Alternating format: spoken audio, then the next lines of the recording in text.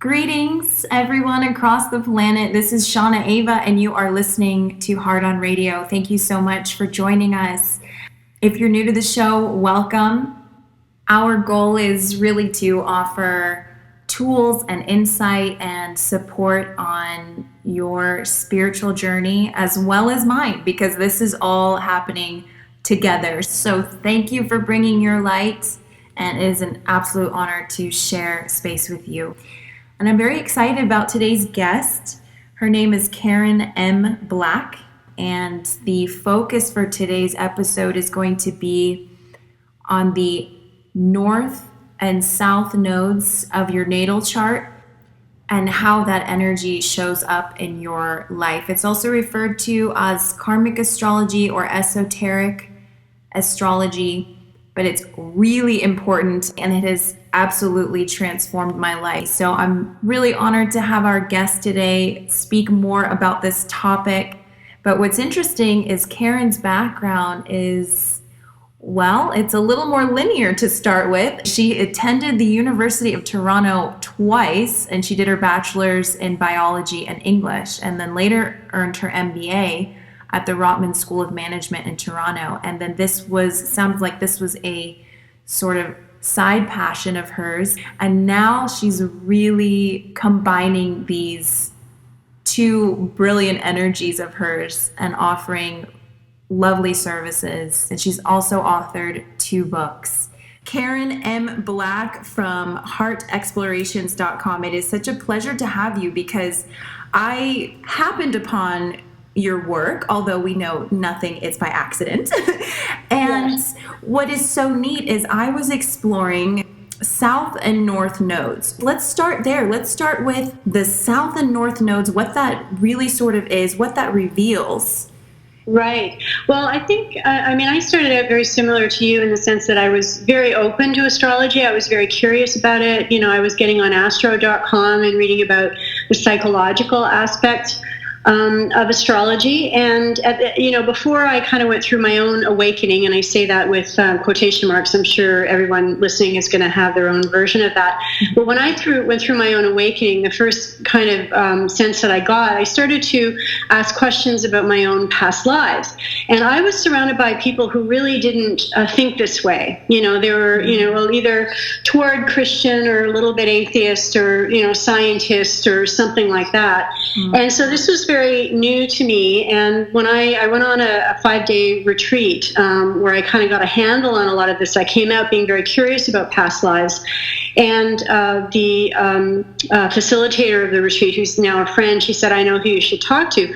So I actually started out working with an American astrologer. She's a Karmic Astrologer. She started out being a predictive astrologer, was very good at it, and at one point during her career, if you will, she decided that prediction wasn't really helping people. It can be interesting, but it can also be a little bit, you get a little scared. It can kind of bring up fear in people, and she just found that she wasn't resonating with that approach anymore, although she was very good at it. So she started to go down the route around or study Karmic Astrology. Karmic Astrology is about the soul mission, and the North Node that you mentioned, it's really about a journey. It's it's a journey of the soul from the South Node kind of energies, a collection of energies, to the North Node collection of energies. They're always represented by opposite signs. So, for example, my South Node is in Capricorn. I've got a lot of Capricorn in me, but on the one hand, it's where I'm very naturally comfortable. The Capricorn energy, which is all about, it is about business, about being very dependable, etc. But it's also where I can get stuck. So I can get stuck by being a little too inflexible. I can be stuck by being very critical. I can be stuck by not going with the flow. Whereas my stretch in this life is actually the opposite side of Cancer. And it's really all about claiming my feminine energy, my creativity, understanding my emotional life. So it's not so much that I give up my Capricorn energy or my South Node energy. It's more that I become consciously aware of it and elevate it, so I appreciate my own talents and sort of deepen my own talents and what's good about the Capricorn energy in my life. And I start to make decisions that had me stretch toward Cancer. And Cancer, for me, it's been the writing on emotional topics, heart explorations. And my most recent book is a memoir. It's about family issues. It's a daughter's tale of truth, love, and letting go. I believe that that is part of what I was here to explore. And at the same time, my Capricorn, I still have a relationship with the business world. I'm a little bit unusual. I don't know if I'm the only one, but I'm maybe one of the only astrologers that also have an MBA. So it's a bit of a different background. But I still, when I work in corporate now, I work as an independent. I don't work for a company 9 to 5, so I have lots of flexibility. But what I'm finding is the corporate clients that I'm working with, what's really important to me are the relationships, and supporting people, working with good people. And so even that has shifted a little bit, even though I still kind of have one foot in that corporate Capricorn world. So it's about integrating the energies and allowing our soul, your soul to step into new energies that maybe haven't been familiar with you. Wow. I'm fascinated to know if some of your clients in the more corporate world, are you finding them to awaken at all? It's a very good question. I started out, when I first started looking at this area, there were some good friends that knew I was into this type of information. But I did feel for a while that I was almost living two lives. And so there was this very, buttoned down corporate life, and I had good friends there and stuff, but we didn't, it might be just more professional. And then I had this other life that was just, I was looking into all kinds of things. I noticed that you had a background looking into UFO research as well. I've gone down those roads. So for a long time, my two areas of life, they were both really part of me, but they weren't kind of crossing. But what I found over time is that, when I trusted my intuition and I would have these conversations with people, first of all, in my own life around me, I would find more and more people on the corporate side that were interested in this kind of work in their own ways. Maybe they approached it differently. That doesn't matter. And as I started working with clients, I guess maybe it's something about my background or something about how I write, but the people that I was bringing in, not always, but often had some kind of a corporate background, whether they were still in that world or whether they had maybe, decided to become a coach or a healer or, was in some kind of transition. So I think over time, yes, there's less of a split, if you will, and I think there are more and more people. The awakening definitely is collective. So I'm just going to back up a bit and clarify. So the South and North nodes, yes, that is also like Karmic Astrology is another term for that caveat of astrology. Is that correct? Karmic Astrology, it does have information in the chart that it does connect to past lives. So Karmic Astrology is one name, but some people might have heard the term spiritual astrology. Some people might have heard the term esoteric astrology. So these are just sort of different names for a similar way of approaching the chart. And the South Node, which in simple terms you could call it's basically a collection of experiences of past lives where we become very, very good at something, where we have our talents, where we maybe have stuck, maybe we have karmic experiences that either has wounded us, or even karma where we behaved badly, and it goes both ways. So that's represented by your South Node. The South Node is also sometimes, let's say if somebody was to go on Astro.com and they pulled up their chart, it would be called True Node. So True Node is North Node, and then the South Node is exactly opposite to that. So it is a very old way of looking at the chart, but what I really like about it is that it's very empowering. Basically we can make choices every day and really for the rest of our lives to, start to move towards our North Node energies. And it's always changing. It's always changing. As you probably know, I don't know whether you know a lot about numerology, for example, but there's also information in the numbers. So this is just one way of slicing it and getting information about your soul mission, about why you're here, about maybe themes of past lifetimes that you've experienced. It just puts a different slant, a different perspective on things so that we can integrate the energies and heal it and dissolve it and to keep moving forward and growing in consciousness. Absolutely. Here's what I loved about it too, because again, I started out really interested in astrology, like Linda Goodman's sun signs. I read all the books and I was super into it. And for whatever reason, the nodes were never really paid attention to.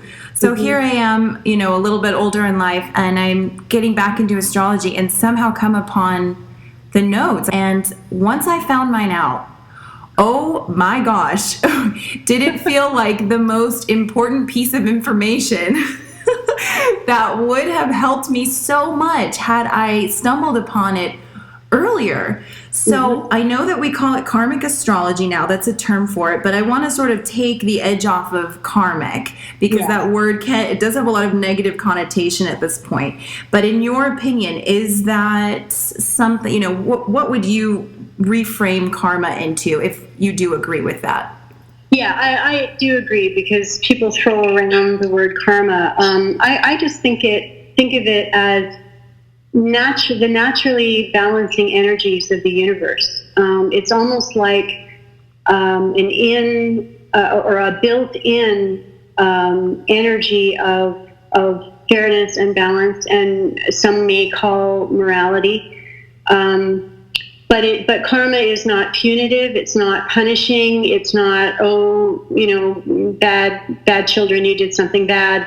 It really is just a natural force in the universe, like gravity, that has a natural balancing energy that encourages us to go, to maybe make different decisions, to heal wounds, to right past wrongs, to just learn more about ourselves. It's kind of like a carrot for growth in some ways. So you learned about the nodes. You discovered what yours was, your north and south node. And I encourage everyone to jump on your website. I know that you then have a great link to astro.com, which people can find out exactly where their nodes are sitting and what house it's in. Yeah, so thank you for that, because you make it very easy to navigate. Thank you, Capricorn, Karen. So once you discovered yours, what did you do to help integrate some of these new energies that you realized you needed to embrace, and how did that start to have an impact on your life? Well, now I'm going to, I'll tell you exactly what I did, but this is over the course of a number of years. This is something that, continues to unfold. But I would say I went from working full-time in the corporate world to working freelance and having a lot more freedom and to explore my creativity. At the very beginning, first thing I did was I committed to finishing the book that I had started, but I didn't know what the heck it was. I was writing all kinds of emotional stuff, and some just almost dream sequences, and it just made no sense to me. And I was going, "Wow, what the heck is this?"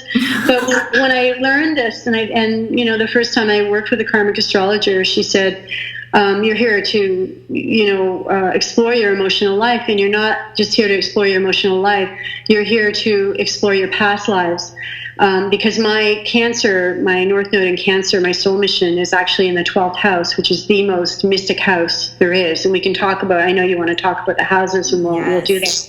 So I had already, with a lot of the North Node information, it should not be foreign to people. The reaction that you had to your North Node information should be, oh my God, this makes so much sense. Damn it, I've not been looking at it.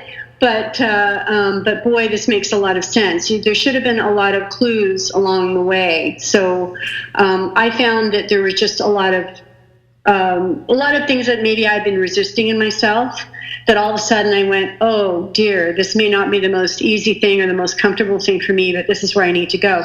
So yes, I've had a successful freelance career for 12 years now. So I'm right out of that, corporate world on a day-to-day basis.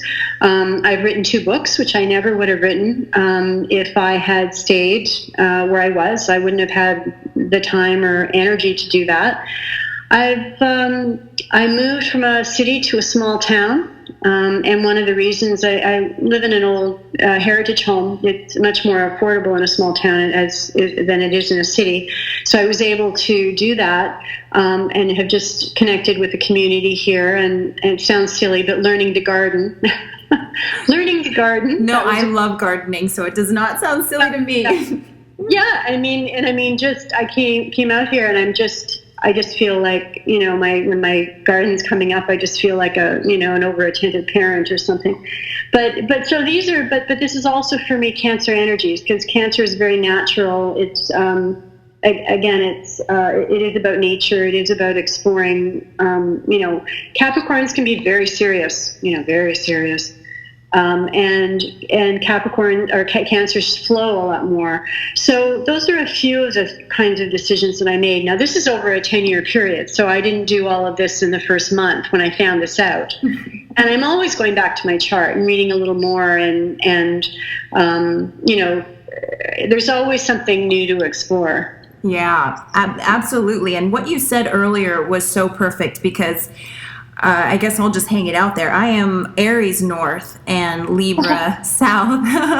So, talk about a opposition. To me, those are like such powerful oppositions. I guess they all are, but just like you had mentioned, once I read that, I was like, oh, gee whiz. It's like everything that's made me uncomfortable, but I also felt like I should do, was a part of that North Node. And discovering my North and South nodes helped me, again, own the things that I was like, oh boy, that's why I spent so many years in that Libran indecisive energy, in that codependency. And then it helped me to exalt myself into realizing, okay, so this lifetime, it's more about integrating that independence, that leadership, that doesn't care what others are thinking or saying. I'm going to do me. And it felt empowering that is a part of my astrological makeup, and you have all of the green lights to do that.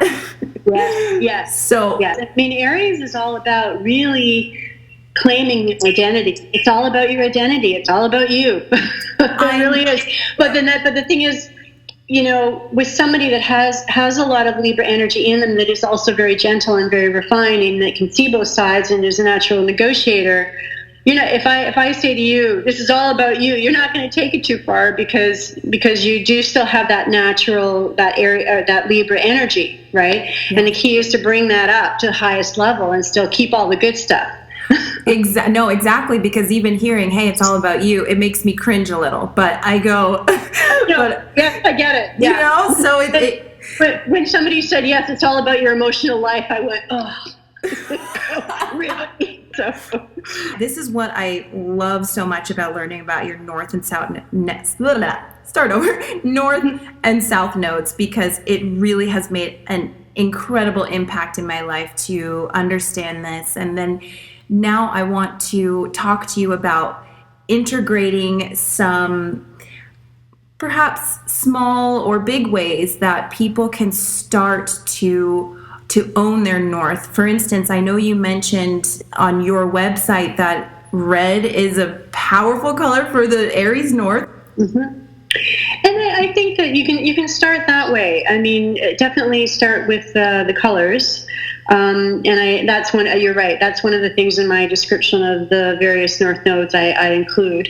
You can take a look at even symbols. I'm really drawn to, for example, I'm redoing my bedroom right now, just doing some painting and stuff, and I wanted to get some inexpensive but original artwork. So I started to go online to see what I could find, and I found one artist that I really, really resonated with a lot, and she spent a lot of time in the Great Lakes, kind of close to where I lived, and did a lot with the water. Well, Cancer, and I'm in a water sign in a water house, so the water really, all of a sudden, like my whole body is just like the water. Mm-hmm. And so I bought a small painting from her, and she had captured all of the colors in the water. It's almost like, it's very cold water.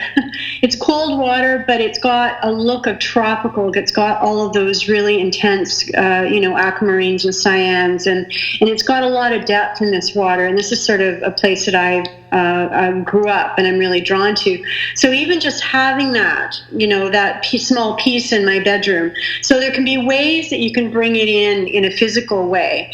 I think you're alluding to this. There's two parts to it. There is the part that is to start to take steps toward the energy and even examine how you respond to certain situations. That's the emotional component. Then there's the how you take action in the world. So you might, maybe I would normally do this, but maybe I'm going to try it and just shift your actions a little bit, just as you become more conscious about it. And and then there's the bringing it in a physical way, so that you're starting to be surrounded by, whether it be the colors or the symbols or whatever. And really, it is, you don't have to do anything that doesn't make sense. If you resonate with it, if you walk into a store and see something and then you're drawn to it, and then later on you might realize that it ties in, but it really is just to start being aware on an emotional level and also a physical level around you. Let's talk about once you find your node and it's sitting in a certain house and the significance of what that is. The houses in astrology, for those that haven't seen a full chart, there are 12 signs in astrology. There are also 12 houses. So each house is also associated with a sign. But what the houses represent are actually areas of life. So, for example, the first house, which is ruled by Aries, is all about your outer personality. It's what you project to the world. It can be anything as mundane as, your haircut and your wardrobe, to your personality, the force of your personality. And then as you move around the chart, then, there's areas of self-worth and earning power and how you communicate in your family life. And I mean, truly, each sign, each house, you could write a book on just the sign or house. There's a lot of information there. But really, very simply put, if you have your North Node and it's in a certain house, the North Node is sort of the energy, so in your case, Aries. You're here to step into the Aries energy and make it more your own. And wherever it expresses in a house, that's the area of life. It's almost like the stage upon which your play will unfold, if you will. Ooh, I love the way you said that. I do. And mine would happen to be in the third house, which I believe is communication. There you go. Radio show. Bang on. Is it fair to say that exalting yourself towards your North Node is probably going to make you a little bit uncomfortable in some areas? Yes, I would say absolutely. And I think that's something that maybe, I don't know if it's a really wide misconception, but it could be a misconception that, let's say, if I find my purpose, if I find my life purpose, if I find my soul purpose, then I'm going to be automatically happy. But really, life is about growing. It's growing in conscious. Sometimes growth isn't comfortable. And put it this way, it's the stretch that creates great rewards. So there might be a moment of, should I, haven't done this before, but if you push it and just take a step toward that, what you'll find is you'll get, a sense of satisfaction, a sense of maybe not achievement, and even a reaction to people around you that will encourage you to go further, even if it's uncomfortable at times. Right. Okay. So Now I know you offer private karmic astrology sessions, as well as, it sounds like, solar return sessions. Yes. And then you do like a combination. Is that combination where you delve into both, like you'll spend a certain amount of time on one aspect and then you'll dive into the other, or do they intermingle?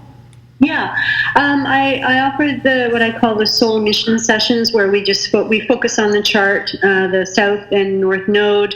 I really let people come to sessions with different priorities on their mind. Maybe it's a relationship they want to focus on. Maybe it's career. Maybe they're in transition. So I kind of let people lead the way, because they usually have a sense of what they want to get out of it. And we also look at things like transits, which are the planets. It can give ideas of cycles that are going on. So we look at all of that. Then I have the Soul Mission Plus energies of the year session. We look at everything together. So the energies for the year session, you're absolutely correct. It's a solar return session.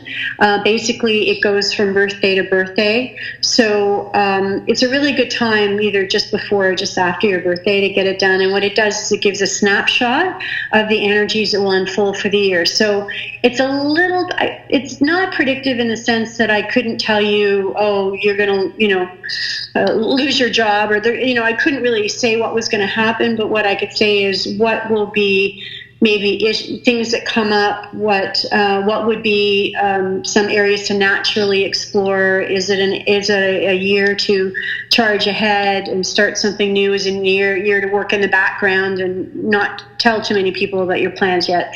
It can, and I find that it usually, if you get it done at the beginning of the year, it's very interesting, and you might go, I'm not sure about that yet, but as the year starts to unfold, then often it can show up in a different way. When you said at the beginning of the year, you mean with regards to someone's personal beginning of their year, like their birthday? I mean actually your birthday. It goes birthday to birthday. Has anyone ever had a session with you where their node falls into a cusp category, like it's close to right where the planet is going to change into a different... Yeah, I know what you're saying. Yeah. Yes, it's happened a couple of times. What I would say is, I guess the first thing to do is just, the first question to ask is, how confident are you that your time of birth is accurate? So sometimes later on in life, people might discover that their time of birth is either has changed. Like, for example, when my mom died, we went through her things. I found a little card that came from the hospital that showed my exact time of birth. And it was a little off what I thought. It wasn't hours off, but it was, about an hour off. And I thought, isn't that interesting? So I adjusted. Now, in my case, it didn't make any difference. So that would be the first thing that I would look at. The other thing would be I would ask, sometimes early on in life, you might have certain issues that you're working through, or certain themes that come up that maybe fit into one of the signs. Then maybe as you get to a certain stage of life, then the others start to come up. So I would ask which somebody resonated with, and then kind of go from there. So, because usually when you describe both of them, usually there's oh yeah, that's me. And so I kind of go, if there's no reason to shift the time, I mean, some people can do very detailed information and try to rectify a chart, and I'm not sure how to do that. But if there's no reason to shift the time or double check the time or something like that, then I would just ask the person to intuitively, we talk about both, and then I'd ask them to connect and see which resonated. This is more of an opinion question or an intuitive question, but I was curious if, say, you don't really come to terms with this karmic astrology and you don't really integrate the things and you're still falling back on your past lives of that south node, do you think that follows you into the next lifetime? I would say, well, I guess I can't really comment as to, whether you'd get a similar kind of chart or not, but I would say that probably, because I do believe in, and I'm putting karma in quotation marks, I do believe in karma and energy balancing. If there is additional energies to balance and they're, a similar theme, that, maybe you didn't bring as far as you could in one lifetime, or brought it to the point where it can be healed or released, then I would say that yes, the themes would go with you. Now I've heard different ideas. I'd be curious about what you thought. I've heard some people say, oh, we've lived, 1,000 times. And I've heard other people, maybe you've only lived a couple dozen times. So I don't know there might be different themes we're working out. So I just happen to be working out the themes that are in my chart right now, but next time around, maybe there's something else I'm working out. So I don't know. I think it's a little bit more fluid, but very long way of saying, I think we do, if we don't resolve it, we take it with us. Yeah. That feels right, because again, the energetics of the universe, it feels like if you still didn't really complete that, then again, you're going to want to bring that back. Your soul wants to grow, so you're going to want to bring that back as a challenge to, again, here's another opportunity to try and overcome and experience this. So yeah, I would agree with that. I too would agree with, I guess, the camp of people that maybe didn't have that many lifetimes here. I've had several regression sessions, and overall, just since my youth, I've felt very new here. And perhaps I had experiences in other galaxies, etc. But overall, it felt like this Earth plane was pretty new to me. I get that, and I've had information. I've had similar feelings throughout my life, and I've had information through my own sessions with people that I've had similar information about my own life. And I think what feels right, I think it's certainly not my first time around, but I don't think it's been hundreds either. So I'm not quite sure, but I've had, I do resonate with what you're saying. Yeah, perfect. Yeah. So I know there was an area on your website where you were discussing the South Node and the North Node, etc., and all the different things. And I'm not sure exactly where you said it, but I wrote down here that you said, notice the challenging people you attract. And so I definitely have noticed within myself that the people who have come into my life and triggered me very deeply and triggered these wounds were directly tied to South Node energies. And it still is something that I notice and work on, because they remind me so deeply of I guess, the shadowy aspects of my former self, and it's uncomfortable. So I love that you brought that up. And this is sort of a two-part question. When someone encounters that, do you have any advice for them there? I guess that's an opportunity to maybe dig deep. And then if you've ever seen that apply directly to family dynamics, where, say, one of your family members incarnates with a triggering aspect. Yes. The answer is yes. I have seen it definitely in family dynamics, and, even in my own family. I think that if somebody is curious enough and, awake enough or conscious enough or curious enough to ask this about themselves, I think just by noticing it, it doesn't necessarily mean that you have to spend the next month doing past life regressions and focusing on it and, who is this person, unless you're drawn to, unless it's something quite big and deep and you want to go down there. But I think that even in the moment of noticing, it loses its power, because how many people are annoyed by people, and they might pick up the phone and, complain to someone about that person. But if you're actually in a space where you're stopping and you're going, oh, that really annoys me. Oh, what if I was, as soon as you, and the thing is, even if it's not literally true, we don't really know if it's literally true, except for maybe in some very intense cases, but, you might believe that. But even if you don't, all of a sudden by owning it in that way, it all of a sudden doesn't have that kind of trigger effect anymore. You're so you're so right. It takes away that zing. It takes the edge off. Yeah, the charge. Yeah.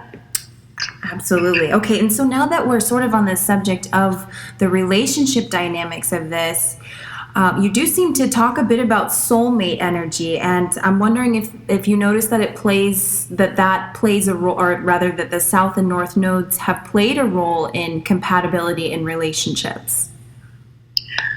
Well, I think In terms of soulmates, I'm on the one hand, because I do believe sincerely in past lifetimes, I do believe that we can reconnect with other souls that we've known before. So my definition of soulmates is quite broad. It could be a friend, it could be a family member, a parent, a beloved teacher. There are all these souls that we have been, had relationships with before, and that come back, and we get to grow it to a new level, and also work out conflicts or work out obligations. I mean, there's that aspect to relationships as well. I think in terms of, so I'm not the you complete me. I'm not in the you complete me camp with respect to relationships. Okay, yeah, you know what I mean.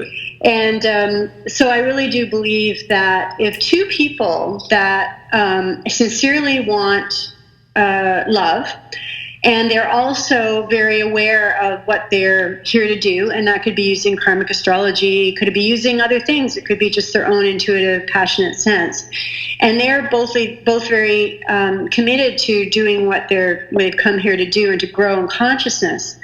And then those two people come together and they have a compatible path, and they're willing to support one another in that endeavor and work through the challenges when they came up.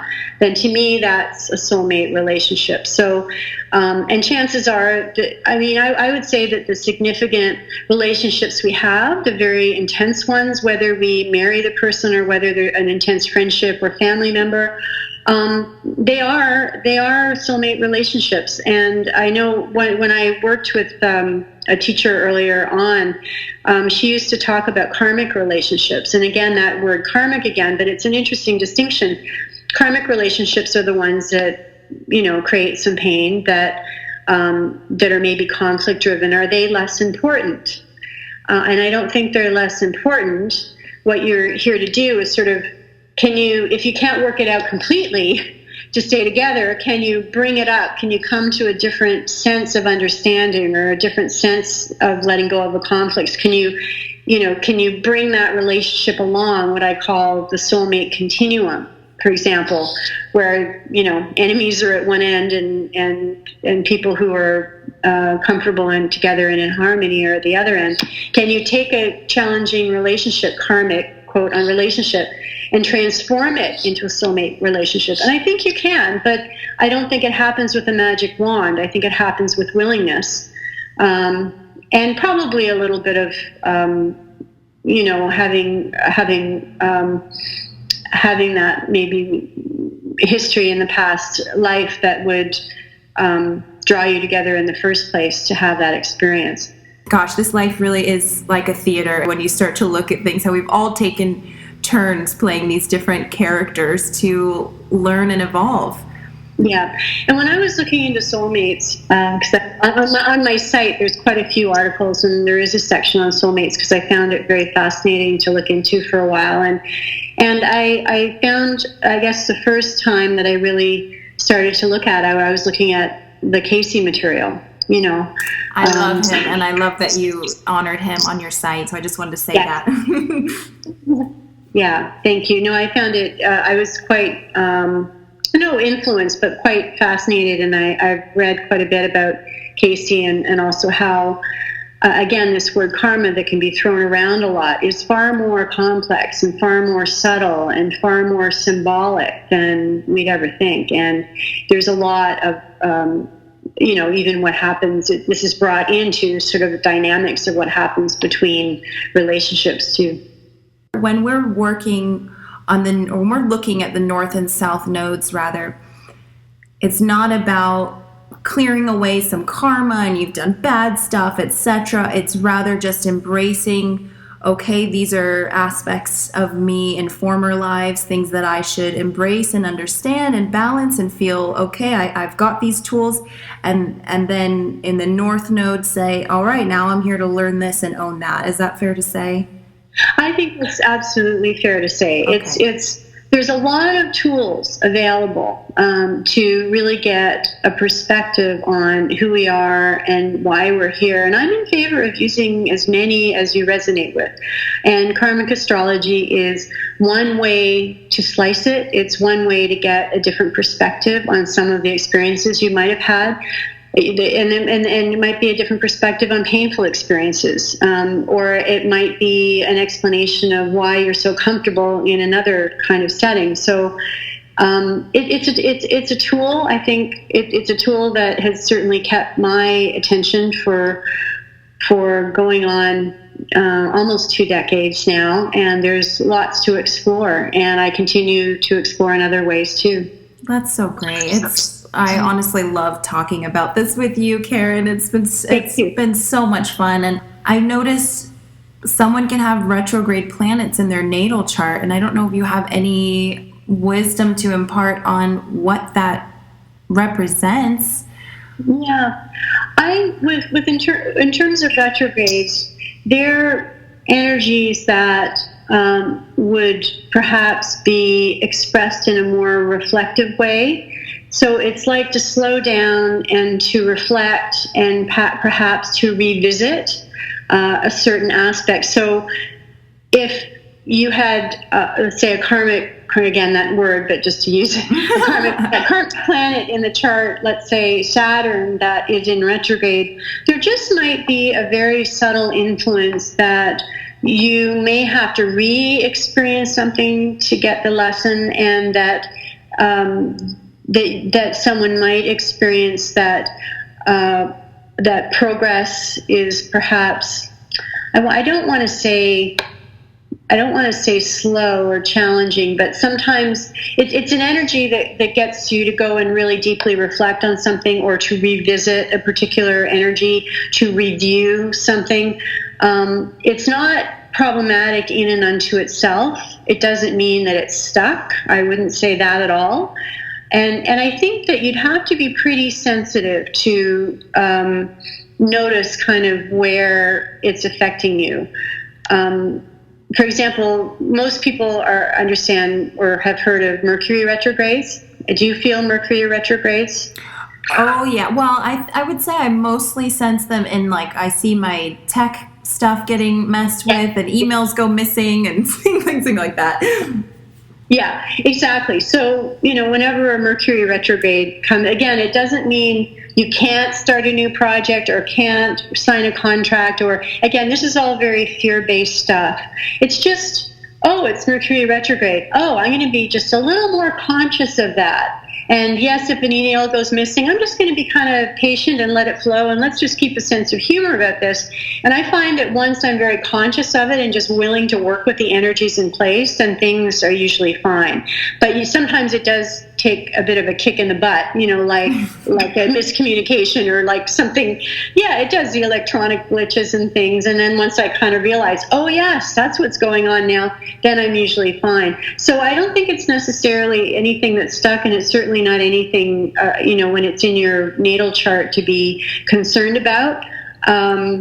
But it's something to reflect upon if you're drawn to. Yeah. That's perfect. Yeah. Thank you for clearing that up, because it's something I've been curious about for a while. And again, just sort of one of those like missing spots for me in astrology. And also with the MC, or the midheaven.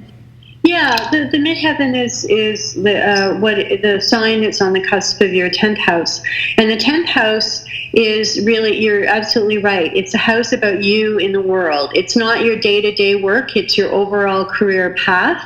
When there are transits going through that house, certain transits can even, I've even sometimes describe it as not a fated path, but it can be almost like a bit of a destiny feel to that house when there's change going on in that particular house.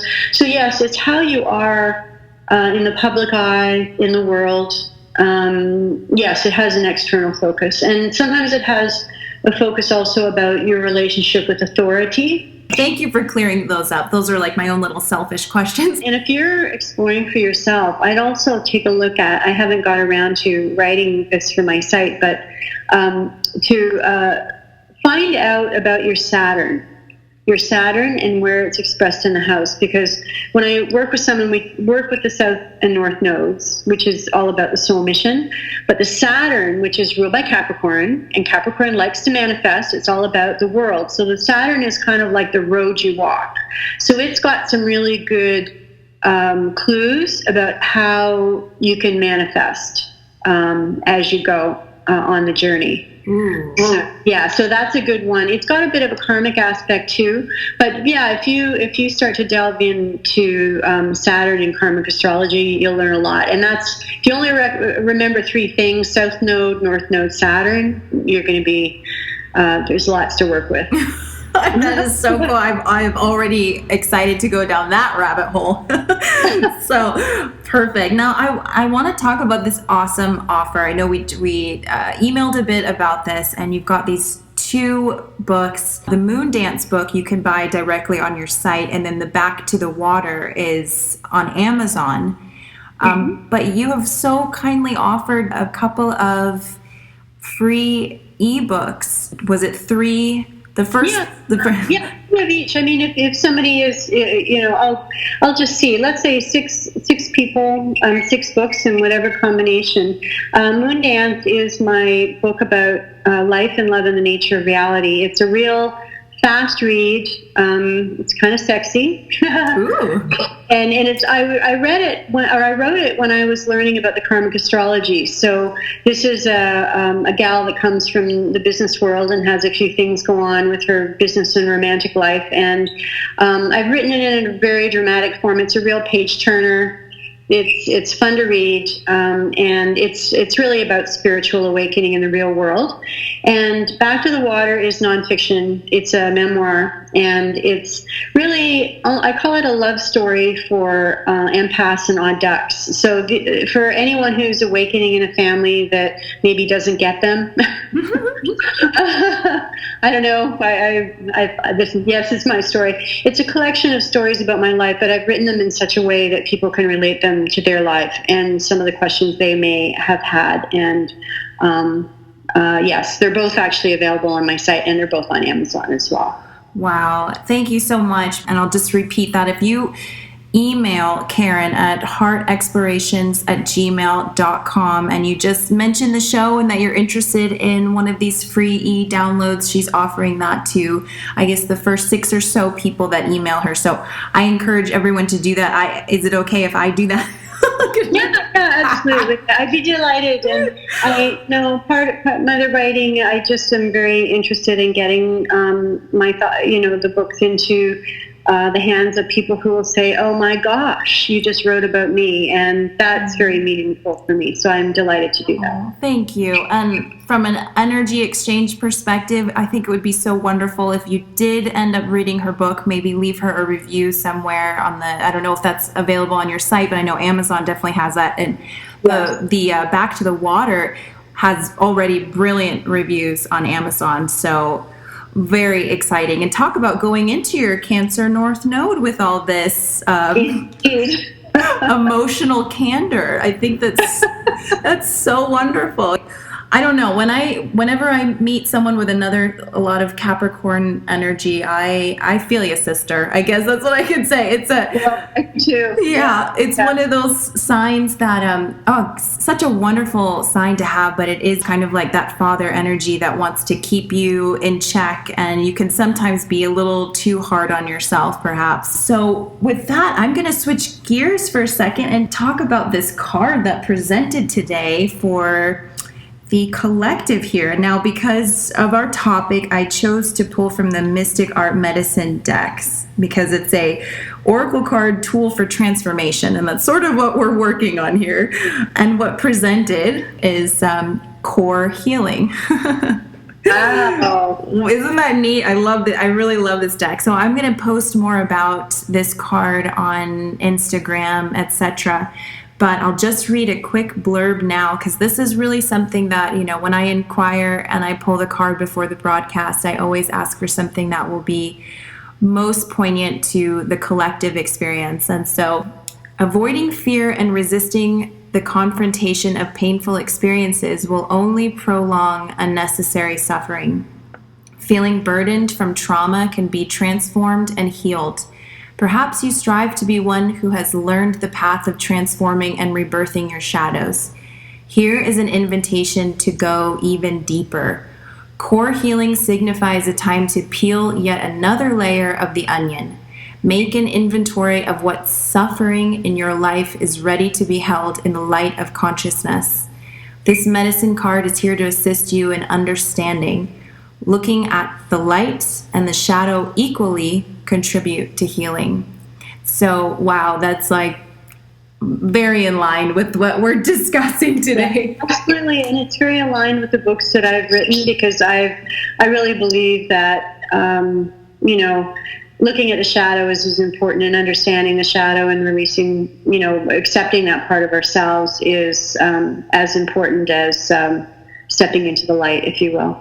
It's honestly been just such a joy to connect with you, Karen. You have such wonderful energy. Even through your emails, I was saying I felt this. And now to talk to you, and it's not just because you're Canadian. It's because it's just been such a joy. So I want to just, before we kind of wrap things up here, I love that you come from such a business world. So I'm just wondering if there is any advice that you have now for someone desiring to follow a similar spiritual business path. Well, the first piece of advice would be to heal your relationship with money. And I know that's a very, very big thing to say, and, that's really a talk unto itself. But I think in the spiritual, people who are sensitive, who are in the spiritual community, some people, not every person, but sometimes has maybe a love-hate relationship with money. So if you are going to look at some kind of a spiritual business, I would take a look at that. I really like Frederick Lehman's Prosperity Consciousness. It's been around for a while, but if you can find it, it's a CD series, which is very, very good. Very nice balance of energetic and practical. So that would be my first thing. My second thing is, in a spiritual business, because quite honestly, I've worked in the creative area, but the biggest part of my income is actually still coming from corporate. So what I would say is, figure out where you want your spiritual business to be in your life. You might want to make it your full-time business, and maybe that's what you go for. Or do you keep another area of work that still uses your talents, that's something that you still can get excited about in your own way and make spiritual in your own way, and then have, whether it be healing work or other kind of spiritual work, and you do it because you love it, and but you aren't necessarily making it your central business. I think that that's something that like for me, it just makes more sense, because then I can have more creative freedom, Yes. It's less of a job. For me, it's lighter that way. So I made some of those choices. And there's nothing wrong with that. You're still working, in the business, and I still work with fantastic clients as well. If you do want to make it a full-time business, learn about, follow the people who are doing it well, the people that you admire. Take a look at their business, treat it like a business. Again, this is the NBA Capricorn talking, but look at their business structure. If you're going to do it, learn from the people who are doing it well, whether it be reading their books, whether it be studying actually what they're doing. And there's kind of sort of proven ways that you can set up your business and make a very good business of it. But you also need to be willing to accept payment for your spiritual services and realize that that's a value exchange. All it is a value exchange, and money is neutral. And if you're actually giving value to people, to be willing and happy to say, yes, I am going to give you this, money in exchange for value. And if you wanted to do, say, work for free, or work for, you can have lower priced items, or you can give a certain amount away for free, or you can give it a certain amount of sessions away per year, or however you're doing your work. So anyway, that's what I would just make sure you balance it. Make sure you balance it and think through it and learn from people who know what they're doing.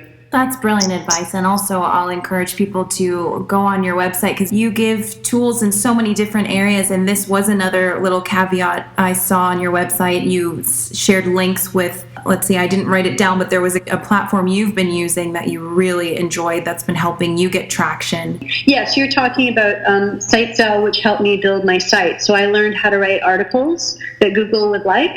But there's many other ways of doing it as well.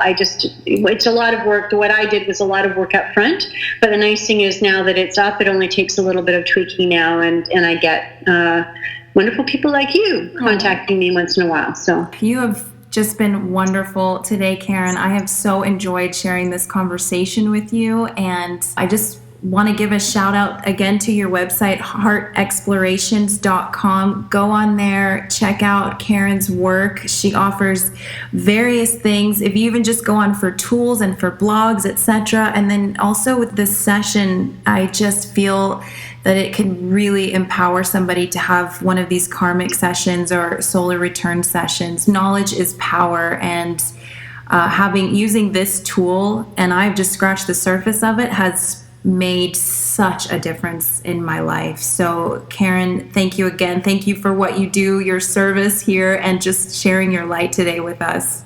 Oh, well, thank you. It's really been a pleasure. And thank you so much for all of the listeners who are tuning in. I love you all so much. I hope that you found this as helpful and exciting as I have. Sending love and abundance always from Sedona.